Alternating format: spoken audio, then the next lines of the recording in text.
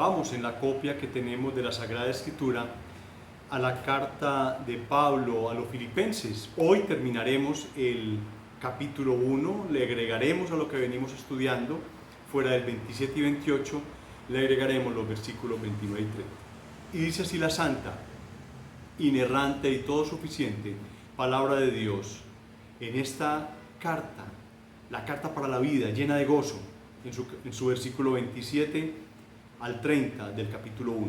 Solamente que os comportéis como es digno del Evangelio de Cristo, para que, o sea que vaya a veros, o que esté ausente, oiga de vosotros que estáis firmes en un mismo espíritu, combatiendo unánimes por la fe del Evangelio. Y en nada intimidados por los que se oponen, para que ellos ciertamente, que para ellos ciertamente es indicio de perdición, mas para vosotros de salvación, y esto de Dios. Porque a vosotros os es concedido a causa de Cristo, no solo que creáis en Él, sino también que padezcáis por Él, teniendo el mismo conflicto que habéis visto en mí, y ahora oís que hay en mí. Esta es la palabra del Señor. Pidámosle al Señor que la bendiga. En esta carta a los Filipenses, Pablo habla una y otra vez de gozarnos en el Señor. Pero este gozo, y lo hemos dicho más de una vez, no depende de las circunstancias actuales que yo estoy viviendo, en las que encontremos, independiente si estamos enfermos, algún problema de salud, o si estamos sufriendo alguna persecución, o estamos no disfrutando de la vida como pensamos que debe ser. Es un gozo constante el que experimenta el creyente, porque mira hacia alguien mucho más grande, pone sus ojos en Jesucristo y en la eternidad que pasará en Él. Quitamos los ojos de la enfermedad, quitamos los ojos de la persecución y nos vamos a mirar a Cristo. Lo que estamos estudiando lo podemos mirar desde una óptica válida. Y pienso que es muy señal la palabra lo que voy a decir. Revisemos las preocupaciones de Pablo que acabamos de leer. Primero, que vivan como ciudadanos dignos del Evangelio. Una gran preocupación de Pablo, porque él, ya sea que él esté ausente o que él esté presente, que los ciudadanos vivan como dignos del Evangelio. ¿De qué manera? Él quiere oír que están firmes en el mismo espíritu y que están luchando codo a codo, hombro a hombro y unánimes por la fe del Evangelio. Pero ¿qué circunstancias le expusieron a Pablo cuando llegó Epafrodito para que él contestara esta carta? ¿Qué le expusieron a Pablo? ¿Por qué él hizo esta exhortación? Era que había una fuerte intimidación por parte de los adversarios. En eso termina ese versículo 28, lo que concluiría en, según lo que leímos, la destrucción de los adversarios, pero la evidencia de la salvación de los filipenses, cuya fuente es de hoy. Lo vamos a desarrollar. Pero algo bien importante que encontramos en los versículos 29 y 30, y pienso que es una explicación teológica o lo que venimos estudiando del sufrimiento de los filipenses. Él está dirigiéndose a los filipenses. Había un problema con los filipenses. Ellos estaban sufriendo. Y le decía que ese sufrimiento es una gracia dada a ellos que creen. Y en esa misma concordancia estaba hablando Pablo de los sufrimientos que él había pasado, que tenía en el pasado y que tenía en el presente. Por eso hemos llamado el mensaje de hoy el llamamiento a estar firmes y unidos en medio de la oposición. Estar firmes y unidos, que lo vimos, en medio de esta oposición. Vamos a desarrollar ese punto número 3 que arrancó hace 2 o 3 semanas para terminar esta parte del Evangelio. Ya vimos el 1 y el 2, este 3 es que nunca os intimiden, no tengan temor. Miren cómo dice el 28. Y en nada intimidados por los que se oponen, que para ellos ciertamente es indicio de perdición, mas para vosotros de salvación, y esto de Dios. En otras palabras, les está diciendo el apóstol Pablo, no tengan miedo de las personas que se están oponiendo a ustedes, no tengan miedo, no sean intimidados por las personas que en este momento se les están oponiendo. Aquí no se describe qué clase de oposición era, de qué clase, era el ataque que ellos estaban teniendo, ni tampoco estaba hablando de qué tipo de personas eran. No se sabía si eran unos paganos, no se sabía si eran los romanos, no se sabía tampoco si eran los judíos los que estaban haciendo esa oposición. Por lo menos en este pasaje no está claro, ni el apóstol Pablo lo está diciendo. Más adelante vamos a descubrir qué tipo de personas estaban haciendo estos tropiezos para la extensión, para el crecimiento de la iglesia. Pero en este pasaje no se sabe realmente si fueron paganos, si fueron judíos, si fueron romanos, o de verdad, como pasó con la carta a los colosenses, eran unos falsos maestros que estaban tratando de introducir doctrinas o enseñanzas contrarias a la Sagrada Escritura. No se sabe. En este pasaje no se sabe qué era la oposición que tenían los creyentes en Filipos. Y estos hermanos estaban seguramente experimentando un gran temor, porque el apóstol terminar esta porción de esta manera era porque había un gran temor. Ellos realmente estaban intimidados, realmente estaban atemorizados, y Pablo les dice: no tengan miedo, no tengan miedo. Era lo que le estaba pidiendo el apóstol Pablo. Pero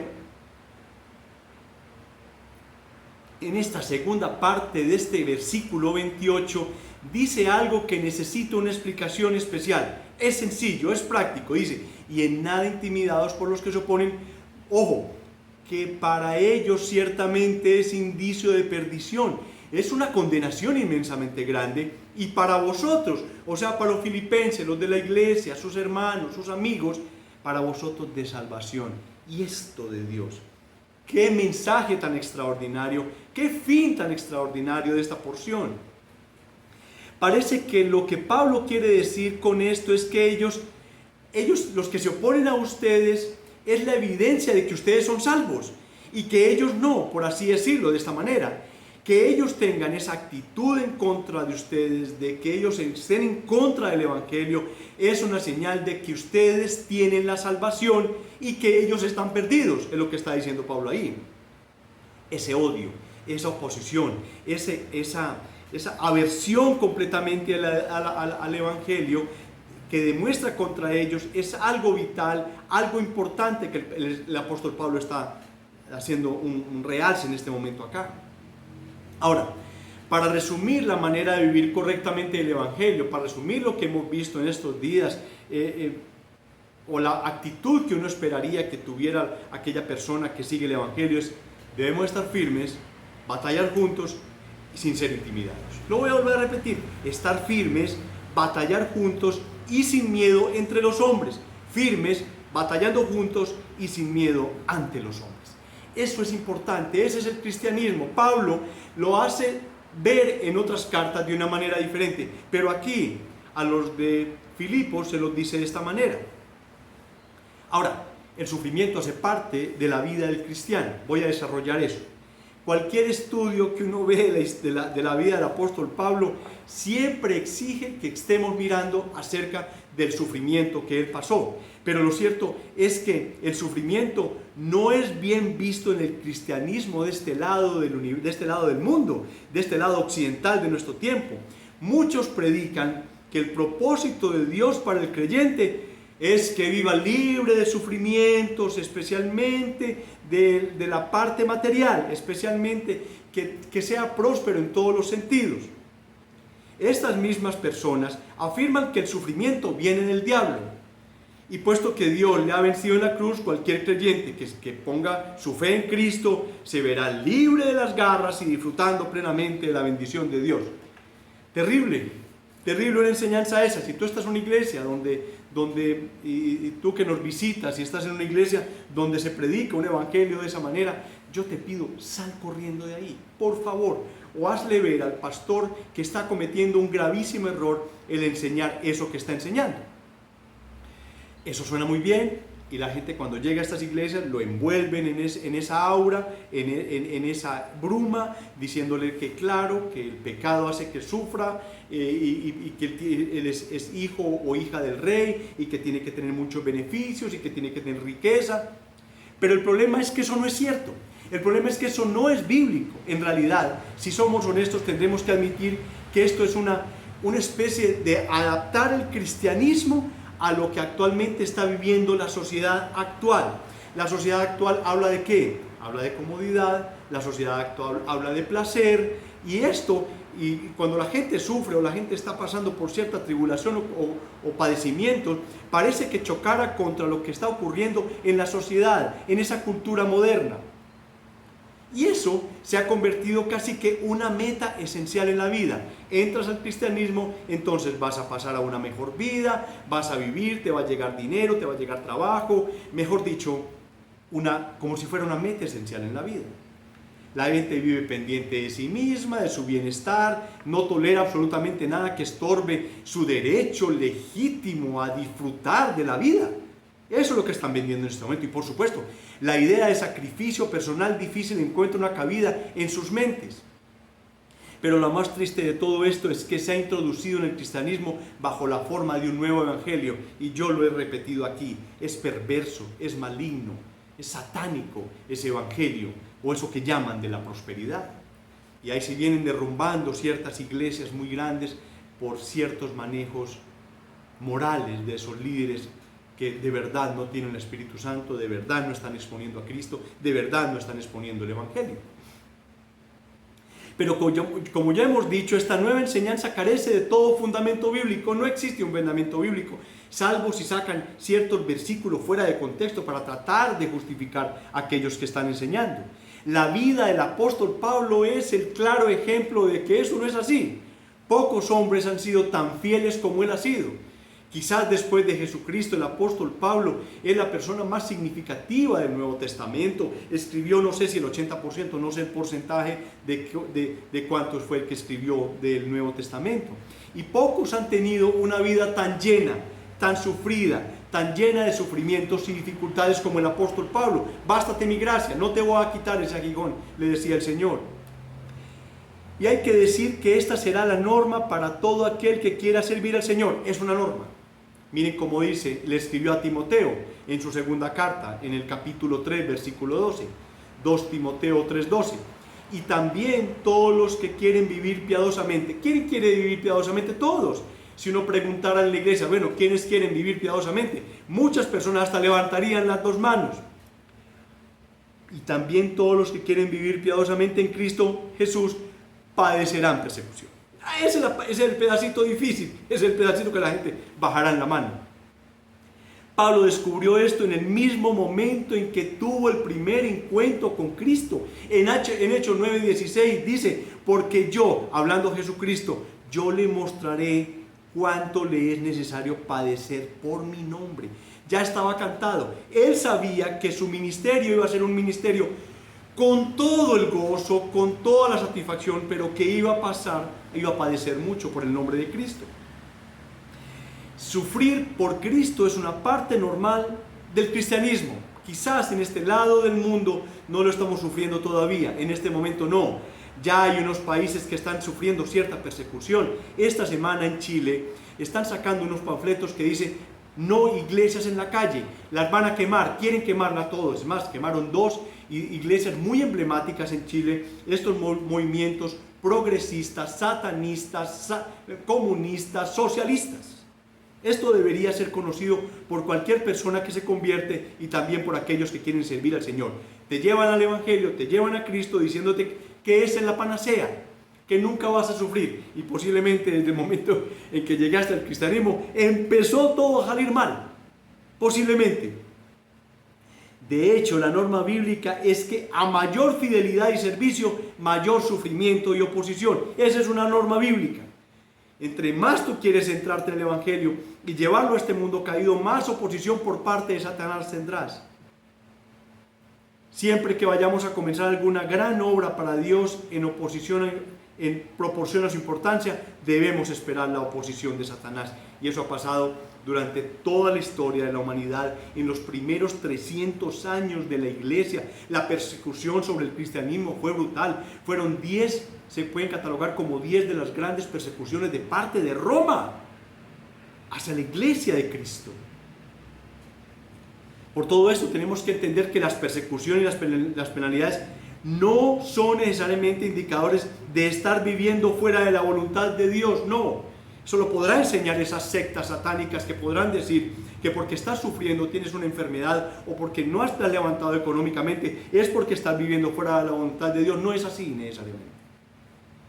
Cuando vemos la vida del apóstol Pablo, nos damos cuenta de que apenas conoció pequeños, quizás significativos, pequeños periodos de paz, en lo que de pronto estuvo libre de presiones o de terribles sufrimientos. Y todos ellos le vinieron por cumplir con fidelidad el ministerio que había recibido de parte del Señor Jesucristo. Ahora, veamos una lista de lo que para lo que él era la normalidad de su vida, la del apóstol Pablo. Para él era normal lo que les voy a leer en este momento. Y vamos todos a la segunda carta a los Corintios. 2 Corintios 1:8, a la segunda carta. Dice así. 2 Corintios 1:8. Porque, hermanos, no queremos que ignoréis acerca de nuestra tribulación que nos sobrevino en Asia. Mire, ¿cómo sería? Pues fuimos abrumados sobremanera más allá de nuestras fuerzas. O sea, lo que se les vino encima fue tan fuerte que fue por encima de sus fuerzas. De tal modo que aún perdimos la esperanza de conservar la vida. ¿Cómo sería esa tribulación que se vino sobre ellos? Que ellos pensaban que no podían salir de ella y que iban a perder sus vidas. En esa misma segunda carta a los Corintios, en el capítulo 4, versículo 8 en adelante, dice, 2 Corintios 4, 8 en adelante, que estamos atribulados en todo, mas no angustiados, en apuros, mas no desesperados, perseguidos, mas no desamparados, derribados, pero no destruidos, llevando en el cuerpo siempre por todas partes la muerte de Jesús, para que también la vida de Jesús se manifieste en vuestros cuerpos, porque nosotros que vivimos siempre estamos entregados a la muerte por causa de Jesús, para que también la vida de Jesús se manifieste en nuestra carne mortal. Clarísimo, clarísimo lo que estaba pasando. Ellos sabían que estaban perseguidos, ellos sabían que estaban angustiados, ellos sabían que estaban atribulados, pero no estaban derribados, no estaban desesperados, y dicha persecución hacía que sintieran que podían ser destruidos, pero por el poder que le estaba dando el Señor por medio de su Espíritu, no lo eran. En esta misma segunda carta a los Corintios, en el capítulo 6, versículo 3, mire cómo dice: no damos a nadie ninguna ocasión de tropiezo para que nuestro ministerio no sea vituperado. Antes bien, nos recomendamos en todo como ministros de Dios con mucha paciencia, en tribulaciones, en necesidades y en angustias. El superapóstol Pablo, aquel que se entregó a los gentiles, aquel que llevó el mensaje sin miedo, pero necesitó mucha paciencia, era en medio de tribulaciones, de necesidades y angustias. En azotes, en cárceles, en tumultos, en trabajos, en desvelos, en ayunos. Miren lo que estaba diciendo el apóstol. Ese era su ministerio. Y posiblemente nosotros ahora, cualquier situación pequeña hace que entremos en una gran tribulación.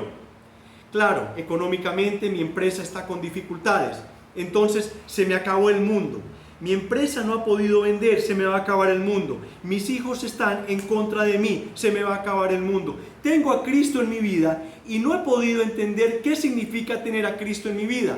No importa esas situaciones, ahora lo dije, es una carta de gozo, el Evangelio es de gozo. La vida que tenemos por parte del Señor Jesucristo o el mensaje que tenemos de vida es que pasaremos la eternidad con Él. El apóstol Pablo sabía que tenía que pasar por todas estas dificultades. Ya se le habían cantado, pero él estaba feliz. Él estaba gozoso. En esta misma segunda carta, en el capítulo 11, del 23 en adelante, dice así: son ministros de Cristo como si estuviera loco hablo, mas yo, en trabajos más abundantes, en azotes sin número, en cárceles más, en peligros de muerte muchas veces. De los judíos 5 veces he recibido 40 azotes menos uno. Yo creo que un solo azote que nos den nosotros quedamos incapacitados de por vida. 5 veces fue azotado. 3 veces he sido azotado con varas. 1 vez apedreado. 3 veces he padecido un naufragio. Una noche de un día he estado como un náufrago en alta mar. En caminos muchas veces, en peligros en ríos, peligros de ladrones, peligros de los de mi nación, peligros de los gentiles, peligros en la ciudad, peligros en el desierto, peligros en el mar, peligros entre falsos hermanos, en trabajo y fatiga, en muchos desvelos, en hambre y sed, en muchos ayunos y en frío y en desnudez, y además de otras cosas, lo que sobre mí se agolpa cada día, la preocupación por todas las iglesias. Recibió de todo, sufrió hambre, sufrió desvelo, naufragio, pero lo que arrugaba su corazón era la preocupación por las iglesias. Qué cosa tan extraordinaria, qué ejemplo nos está dando el hermano Pablo a nosotros. Versículo 29, ¿quién enferma y yo no enfermo? ¿A quién se le hace tropezar y yo no me indigno? Con este remate lo deja uno como, sí, Señor, así es. No hemos empezado todavía la persecución. En este momento se está fraguando una persecución en América Latina para las iglesias. ¿Ustedes creen que esto tiene un tinte político? Claro que tiene un tinte político, todo lo del progresismo y todas estas filosofías que están dando la vuelta, pero absolutamente todo tiene un título: destruir el nombre de Cristo, destruir la iglesia de Cristo. Eso es. No es destruir las economías por destruirlas, no es destruir el trabajo de Cristo, es destruir toda la creación. De eso se trata. Estos relatos de Pablo nos confirman la magnitud y diversidad de sus penalidades, de sus persecuciones que experimentó en el transcurso de su ministerio apostólico. Dejando ya esos versículos 27 y 28, metámonos y pongamos un título grande que se llaman dos privilegios. Versículo 29, porque a vosotros os es concedido a causa de Cristo, miren qué hermosura, no solo que creáis en Él, sino que también padezcáis por Él. Os es concedido, os es permitido por causa de Cristo. Es un regalo, es un don del Señor, teniendo el mismo conflicto que habéis visto en mí y ahora oís que hay en mí. Dos cosas nos han concedido, dos cosas inmensamente grandes. Por un lado, el poder creer en Jesucristo. Miren, de verdad, creer en Cristo es uno de los regalos, si no el regalo más grande que hemos tenido nosotros, los salvos, por parte de Dios. En tener un Salvador, en tener en quien refugiarnos, sabemos que esa carga de pecados que teníamos tan grande ya fue llevada a la cruz del Calvario. Ya no tenemos que preocuparnos en ese juicio final por ese fardo inmensamente, por ese tonelada de pecados que teníamos innumerables, desde el momento que teníamos casi que uso de razón hasta el día en que el Señor alcanzó nuestras vidas. Creer en Jesucristo, el poder creer en Jesucristo es un don de Dios inmensamente grande. Y por otro lado, el padecer por Él, como el apóstol Pablo lo dice. Nuestra fe no se basa en nuestro propio mérito o en nuestras propias obras. La religión tradicional, la religión católico-romana, habla de que nuestra relación o los méritos o la salvación se obtiene por obras que nosotros podemos hacer. Eso es completamente falso. Eso es doctrina de hombres, eso es doctrina de demonios. Nuestra fe no se basa en ningún mérito nuestro, en ninguna de las obras que nosotros podemos hacer. El profeta Isaías dice que esas obras son como trapo de inmundicia. Y ese trapo de inmundicia, en esa época no habían toallas sanitarias. Eso eran los trapos de inmundicia. Dice que las obras nuestras, por muy bonitas que sean, por muy excelsas que sean, por muy, digamos que somos unas personas que hemos donado millones de dólares, miles de mercados, que hemos caminado de rodillas ante tal santuario, esas obras para el Señor no tienen ninguna importancia, no tienen ningún peso. ¿Dónde dice en la Sagrada Escritura eso? La salvación y el hecho de que nosotros creamos en Cristo y padezcamos por Él es un regalo por gracia. Gracia es un regalo del Señor. Como cristianos nunca deberíamos pensar que si hacemos esto o hacemos lo otro o hacemos aquello, tendremos más puntos delante del Señor. Que el juicio es mis buenas obras y las malas obras, a ver cuál pesa más. El sacrificio de Cristo fue completo y suficiente. Es más, dos de las palabras que quizás Dios estaba esperando allá en el cielo que dijera su amado Hijo, que en ese momento acababa de recibir toda la ira que tenía Dios sobre aquellas personas que iba a salvar, Todos aquellos pecados se tenían que pagar. Hubo un juicio, hubo unos condenados, había que pagar. Jesucristo dijo, yo pago por aquellos que el Padre me entregó. Yo pago por aquellos que fueron escogidos desde antes de la fundación del universo. Yo pago por aquellos de los del libro de la vida. Así dijo Jesucristo. No existen puntos que nosotros podamos ganar delante del Señor. Nuestras obras que hagamos después de ser salvos, después de estar en el libro de la vida, son aquellas obras que fueron preparadas para nosotros. Claro que esas obras ahí sí tienen importancia delante del Señor, para dignificar a Cristo, para la extensión del Evangelio, para dignificar a Dios, al Espíritu Santo. Miren cómo dice en Juan 19:30, que fueron las palabras más esperadas de parte del Padre. Cuando Jesús hubo tomado el vinagre, dijo, consumado es. He terminado la obra, he terminado lo que me has enviado, Padre. Y habiendo inclinado la cabeza, entregó el Espíritu. Consumado es. El sacrificio de Jesucristo es completo y suficiente. Y la justicia de Dios se recibe por medio de la fe en Jesucristo para todos los que creen en Él, como dice Romanos 3:22. Además, nosotros también en esta carta a los Filipenses, en el capítulo 3, versículo 9, dice de la siguiente manera, y ser hallado en Él, no teniendo mi propia justicia, no es mi justicia, o sea, no son mis obras, que es por ley, sino la que es por la fe de Cristo, la justicia que es de Dios por la fe. Es la fe de Él, un don, un regalo del Señor. Como hijos de Dios, es imprescindible que tengamos esto bien claro, es un regalo. No creemos porque lo hemos merecido, sino porque Dios nos ha regalado creer. Tú eres un hijo, una hija de Dios, porque Jesucristo murió por ti y porque Él te buscó. Eras esa oveja que estaba perdida, dejó las 99 en el redil, fue a buscar aquella que faltaba. Él sabía que le faltaba una, que estaba por ahí metida en algún peñasco. En este lado del mundo estamos viviendo en una sociedad llena de entretenimiento. Cada día nacen más entretenimientos, cada día nacen más formas en que el ser humano se divierte. Es una sociedad de entretenimiento a la que los cristianos parecemos que estamos adaptándonos cada día más y nos vamos acomodando. Esas luces de neón se prenden y nosotros estamos maravillados de lo que el mundo nos está mostrando. ¿Qué va? Son descansadores de pantalla. Detrás de eso hay una manifestación de las tinieblas.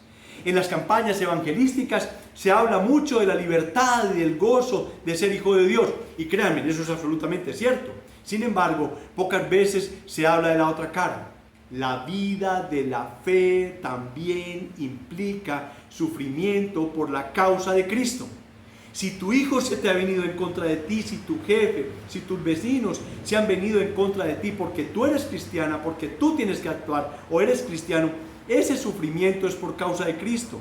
Este sufrimiento nos ha sido concedido, como dice Pablo en Filipenses 1:29 que acabamos de leer. Y lo vemos, por ejemplo, miren las palabras del apóstol Juan en Apocalipsis 1:9.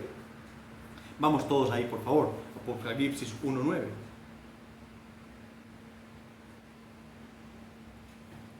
Yo, Juan, vuestro hermano, miren, y copartícipe vuestro en la tribulación, en el reino y en la paciencia de Jesucristo, estaba en la isla llamada Patmos por causa de la palabra de Dios y el testimonio de Jesucristo. No solamente fue Pablo, fueron todos ellos. Todos ellos fueron sacrificados. Juan fue el único que por decreto de Dios quedara vivo para que escribiera ese último mensaje, esa epístola de Juan llamada Apocalipsis. Un pastor evangélico lo formuló así: si los creyentes individuales o las congregaciones no experimentan ninguna resistencia por la fe en Jesús, se deberían preguntar si todo está en orden con su vida espiritual y su conducta. Es una pregunta para la iglesia. Es una pregunta para la iglesia. Realmente un comportamiento cristiano genuino genera y provoca oposición. en los colegios, si tú dices que eres cristiano, si tú no vas a ver esa película mala, si tú no participas de los chistes groseros, si tú no dices malas palabras, si cuando están se invitan a una reunión donde amanecen bebiendo y bailando y tú no vas, hablan más de ti, eso va a provocar oposición, se burlan de ti. Todos, absolutamente todos nosotros, tenemos problemas con nuestros familiares.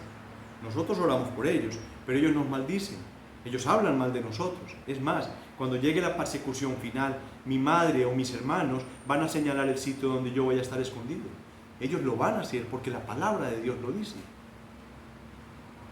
Esto lo pueden testificar muchos de los que se convierten en un contexto donde no se conoce a Cristo. De repente, un círculo de amigos o familiares no quieren saber nada más de ellos.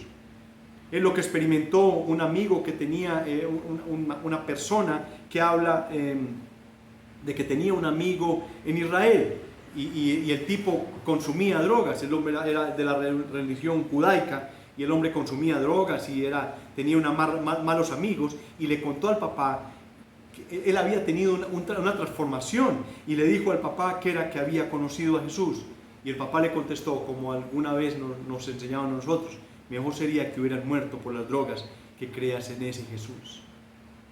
Eso provoca oposición. El nombre de Jesucristo provoca oposición. La gente, ¿crees en Dios? Sí, crees en Jesucristo, y ahí es donde la gente se resbala. Creer en Cristo es un regalo del Señor. Pero créanme, la oposición no es nada extraño. Miren cómo dice el Sermón del Monte, aquella especie de constitución del reino que es el Sermón del Monte, en su capítulo 5. Vamos todos a Mateo 5, versículos 10 al 12. Mateo 5, versículos 10 al 12.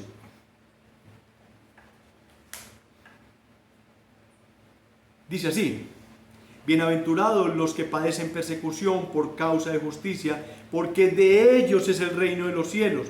Bienaventurados sois cuando por mi causa os vituperen y os persigan y digan toda clase de mal contra vosotros, mintiendo.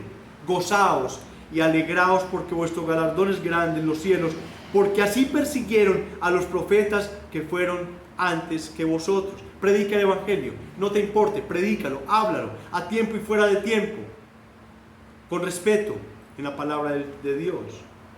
Pero esto contradice completamente la lógica humana. La lógica humana dice: si yo sigo al Dios eterno, al Dios verdadero, ¿por qué tiene que venirme todos estos sufrimientos por causa del nombre de Cristo?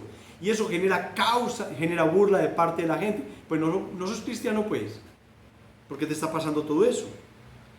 Ahora, ¿debemos siempre alegrarnos, de estar alegres? Sí, también los profetas y muchos hombres y mujeres de Dios tuvieron que caminar por esa senda, como también lo habla Hebreos en su capítulo 11, versículo 25 o 35 en adelante.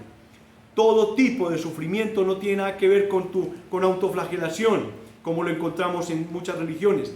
Miren, este sufrimiento no tiene nada que ver con autoflagelación, ni esa flagelación que tenían en la Edad Media, ni el caminar de aquí hasta no sé dónde como una penitencia, o ir de rodillas, entrar por un templo de rodillas hasta llegar al altar. No, eso es del demonio, eso es de Satanás, no tiene nada que ver con el Evangelio, no tiene nada que ver con Cristo, porque Cristo ya pagó en la cruz del Calvario. Él sufrió todos los dolores, sufrió todos los vejámenes, Él fue completamente atormentado precisamente para que nosotros no tuviéramos que pasar por eso.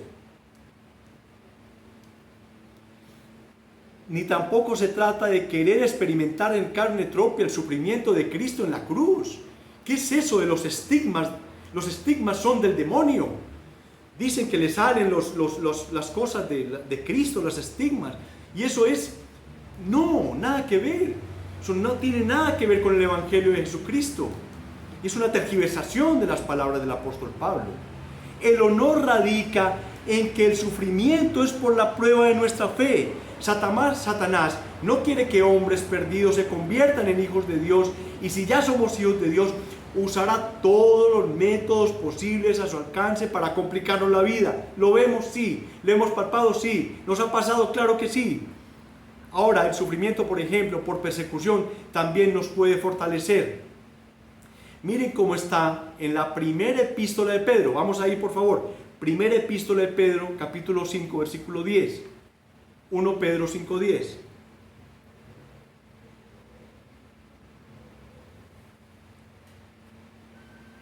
Miren cómo dice el apóstol Pedro: mas el Dios de toda gracia, que nos llamó a su gloria eterna en Jesucristo, nos llamó, es consistente la doctrina, nos llamó a su gloria eterna en Cristo, después de que hayáis padecido un poco de tiempo, Él, o sea Jesucristo mismo, os perfeccione, afirme, fortalezca y establezca. Por Dios, más claridad no podemos pedirle a la palabra, es demasiado clara. Versículo 11, a Él, o sea, a nuestro Señor, a Dios, sea toda la gloria y el imperio por los siglos de los siglos. Y la iglesia tendrá que decir, amén. Tendrá que decir. Si sufrimos siendo perseguidos, Cristo está obrando en nosotros. Es lo que está diciendo ahí. Miren cómo dice, después de que hayáis padecido un poco de tiempo, Él mismo os perfeccione, afirme, fortalezca y establezca. Es Cristo mismo obrando en nosotros. Y de esta misma manera nos asemejaremos cada vez más a Él, como afirma Pablo en Colosenses 3:10, que veremos más adelante. Miren cómo dice: a fin de conocerle y el poder de su resurrección y la participación de sus padecimientos, llegando a ser semejante a Él en su muerte. El Señor quiere perfeccionarnos en tiempos de dolor, y finalmente nuestro sufrimiento y la persecución traerá recompensa eterna, como lo vimos ahora en Mateo, en el Sermón del Monte. Miren cómo dice el versículo 12, Mateo 5:12: gozaos y alegraos, porque vuestro galardón es grande en los cielos, porque así persiguieron a los profetas que fueron antes que vosotros. Y en 2 Corintios capítulo 4, versículo 17, nos asegura el apóstol Pablo que por esta leve tribulación momentánea produce en nosotros un cada vez más excelente y eterno peso de gloria, no mirando nosotros las cosas que se ven, sino las que no se ven, pues las cosas que se ven son temporales, pero las que no se ven son eternas. Es allá. Las cosas se pesan, es del otro lado. Es allá en el cielo donde se pesan las cosas. Aquí no tienen ninguna sustancia ni ningún peso. Es allá donde nos importa que las cosas se pesen. No mirando nosotros las cosas que se ven, sino las cosas que no se ven. Es importante que nosotros tengamos eso muy presente. Dios bendiga su palabra. Dios bendiga su mensaje. ¿Qué otra aplicación nosotros podemos encontrar en esta porción que terminamos ya de ese capítulo número 1 de la carta a los Filipenses? Y quiero arrancar con los amigos. Mira, solamente existen dos clases de seres en la humanidad: aquellos que están del lado del pecado luchando contra Dios, o aquellos que están del lado de Dios luchando contra el pecado. No existen sino dos. Existen o aquellos que el Señor también ha dicho que son sus enemigos o sus amigos.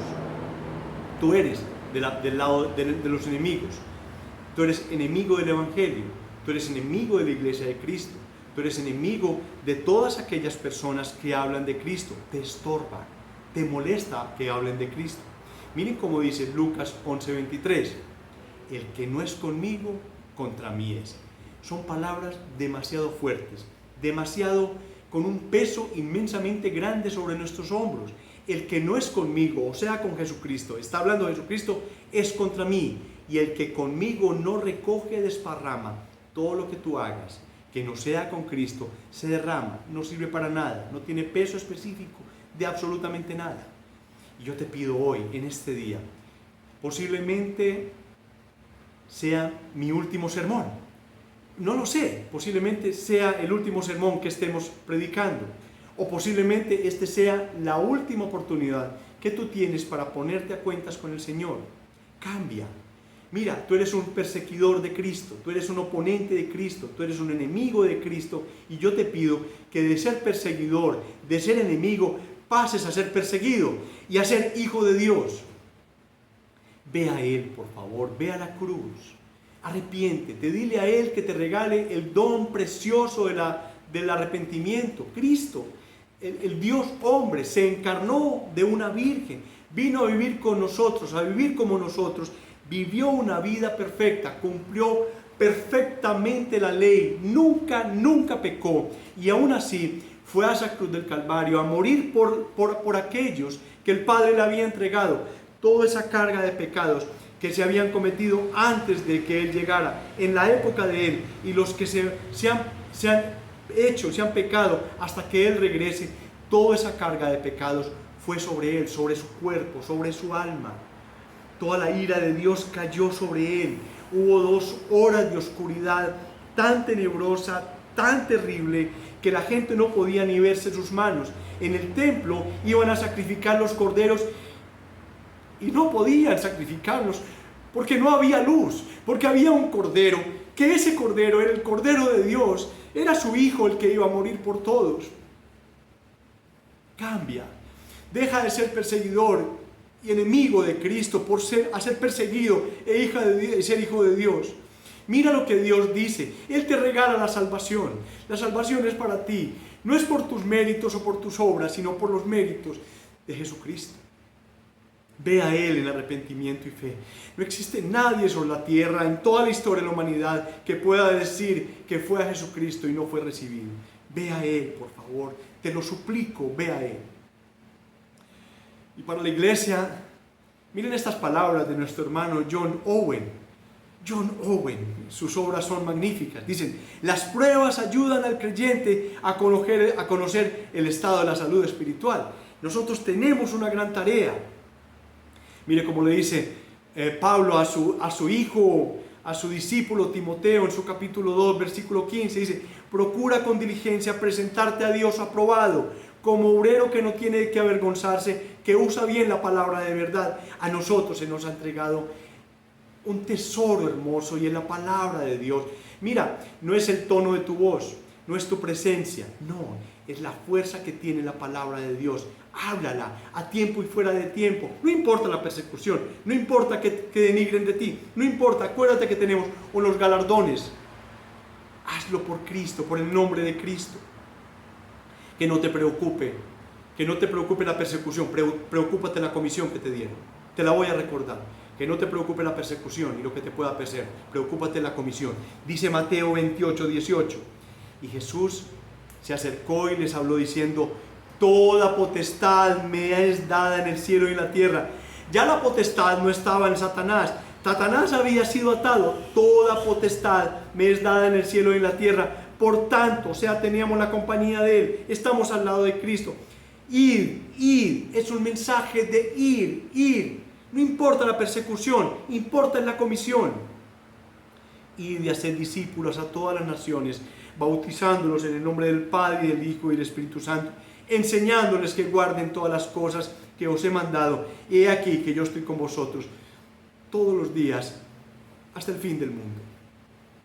Amén. Quiero que me acompañen en oración delante de Él. Amado Dios, bendito y alabado, que tu nombre sea exaltado por toda la historia de la humanidad, por toda la historia de la vida, Señor. Gracias por tu nombre, gracias por tu poder, gracias por tu Hijo Jesucristo, gracias por nuestro hermano Jesucristo, gracias por las persecuciones, gracias porque grandes gobiernos e imperios se levantaron con el objetivo de perseguir tu nombre, de perseguir a aquellos que te seguían. Gracias por las persecuciones, amado Dios, porque en dichas persecuciones se regó el Evangelio de una manera hermosa, providencial, grande. La gente se dispersaba, habían diásporas llegando a todo Villorrio, a toda parte, y aquellos que llegaban allá llegaban hablando del nombre de Cristo. Gracias porque me entero que en pequeñas islas, que yo la he mencionado mucho, ya ha llegado el Evangelio y hay una iglesia histórica. Gracias por la iglesia histórica bíblica que hay en Guinea, Papúa. Gracias, Dios. Gracias por tu Evangelio. Gracias por los sufrimientos que han sufrido toda la serie de personas en la historia de la humanidad, porque ha servido para la salvación de muchas personas. Señor, convierte, Señor, el miedo al padecimiento, el miedo a la persecución, en una alegría y un gozo por llevar la gran comisión a todas partes, Señor. Hoy te pedimos fortaleza, fuerza. Te pedimos que nos alimentes, que nuestro espíritu se fortalezca. Podamos llevar ese estandarte con honor. Que esa ciudadanía que nos fue entregada, como fue reclamada por el apóstol Pablo, la llevemos dignos, que seamos firmes, que seamos unánimes, que no temamos a ninguna persecución de ninguna índole, Señor. Te lo suplico, Señor, como siervo tuyo, por esta iglesia que te ama, por esta pequeña iglesia. Te lo suplico en el nombre de Jesús, que seamos guardados y protegidos, en el nombre de Jesús y por el poder de tu Santo Espíritu. Y quiero que recibamos la bendición de parte del Señor. El Señor te bendiga y te guarde. El Señor haga resplandecer su rostro sobre ti y tenga de ti misericordia. El Señor alce sobre ti su rostro y te dé paz. Que esa paz que sobrepasa todo entendimiento llene nuestros corazones y nuestras almas. Y cantémosle 2 himnos al Señor, en honor a su nombre, en honor a su gloria, en honor a esa gran comisión y a ese poder del Evangelio que nos ha entregado.